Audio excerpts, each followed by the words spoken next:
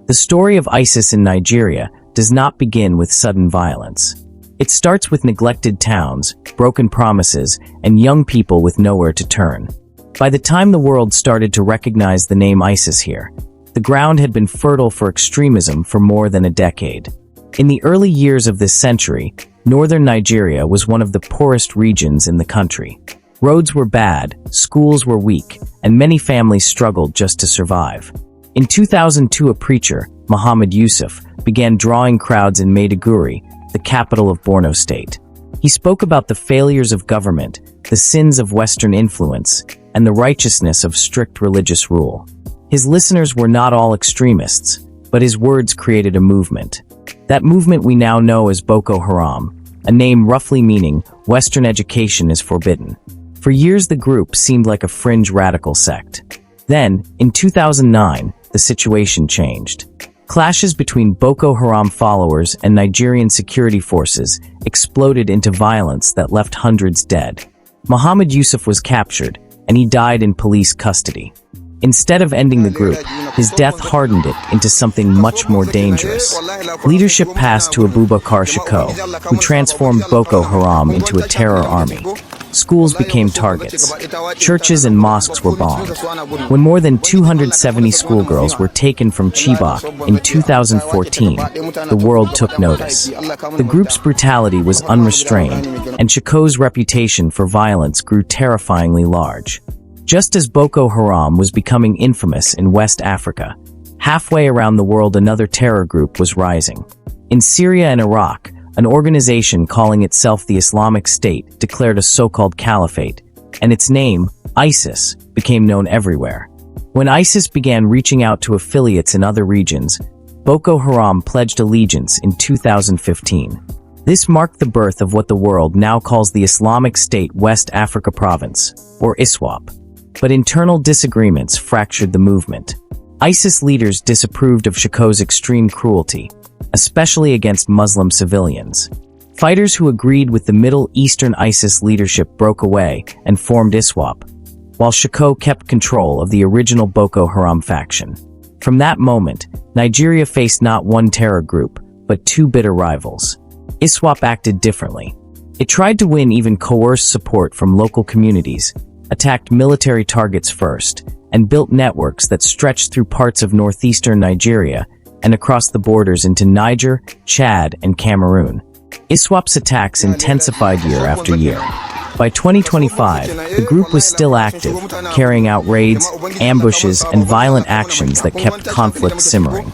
Experts who track extremist violence reported that across West Africa, IS affiliates, especially ISWAP, were among the most active terror forces, with hundreds of attacks conducted in the first half of 2025 alone.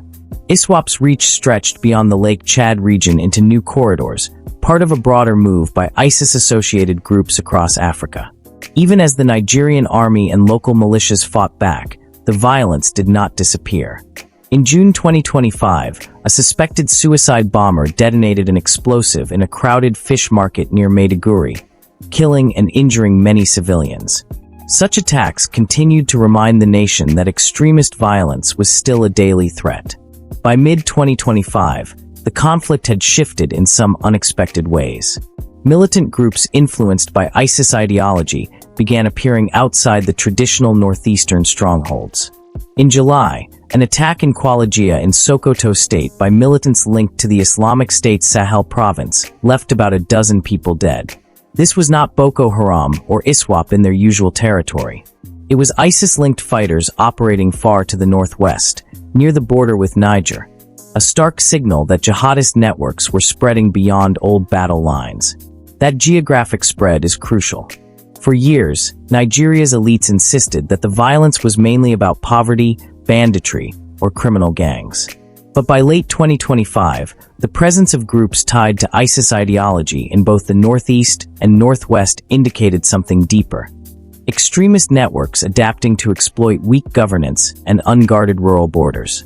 Analysts pointed out that northwest Nigeria had become a convergence zone where jihadist operatives, kidnappers, and armed criminals overlapped, masking their true identities and complicating security responses. Then came one of the most significant developments yet in the long saga of violent extremism in Nigeria. On December 25, 2025, the United States launched airstrikes against ISIS militants in Sokoto State. At the order of the U.S. President, forces from U.S. Africa Command struck camps linked to ISIS in northwest Nigeria. These precision strikes were carried out using missiles launched from a U.S. Navy warship in the Gulf of Guinea. Initial military reporting suggested that multiple ISIS militants were killed. The operation was described as being coordinated with Nigerian authorities, involving shared intelligence and strategic planning between U.S. and Nigerian security offices.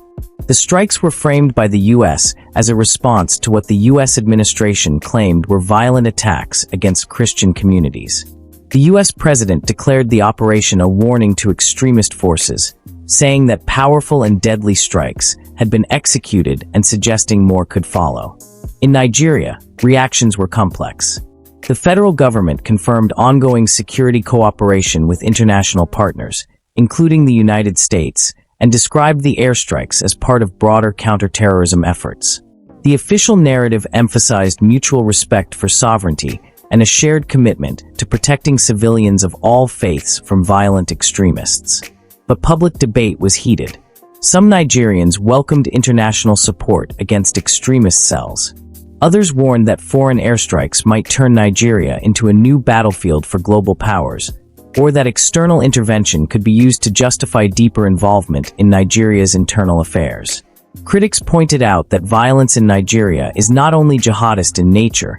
Bandits, communal conflicts, and criminal gangs also fuel instability, and that simplistic narratives risked overshadowing the roots of the crisis. Security forces in Sokoto and across the northwest were put on heightened alert after the strikes. Witnesses reported explosions near Jabo village and increased military activity around suspected extremist hideouts. While these airstrikes marked a new chapter, they did not end the insurgency. On the same weekend, a bomb detonated at a mosque in Maiduguri, killing civilians and injuring dozens. No group immediately claimed responsibility, but the blast underscored the ongoing threat that extremist groups, including Boko Haram and ISWAP, still pose to everyday Nigerians. As 2025 draws to a close, the story remains unfinished. Across Nigeria, extremist groups influenced by ISIS ideology are not simply remnants of a defeated force, but adaptive networks capable of shifting geography, recruiting new members, and exploiting local grievances. The conflict now spans far beyond the original epicenter in the Lake Chad Basin. Nigerian counterterrorism forces continue to battle insurgents in the northeast, while also confronting emerging threats in northwest and central regions. International involvement has grown more visible, but also more controversial. U.S. military strikes represent a new level of foreign engagement, one that may slow certain militant operations, but also raises questions about the future of sovereignty, regional cooperation, and the long-term solutions needed to address the underlying causes of extremism. Today's Nigeria is a nation still healing. Millions have been displaced. Education and economic opportunity lag. The insurgent threat remains real. This conflict is not simply about bombs and battles. It is about families, futures, trust, and the struggle to build peace in places where violence has become normal. In the end, the rise and evolution of ISIS in Nigeria is a story not only of terror groups and military responses, but of a society confronting deep structural problems. True peace will require more than airstrikes. It will require justice, economic opportunity, inclusive governance, and communities restored to safety, a long, hard road that Nigeria continues to walk.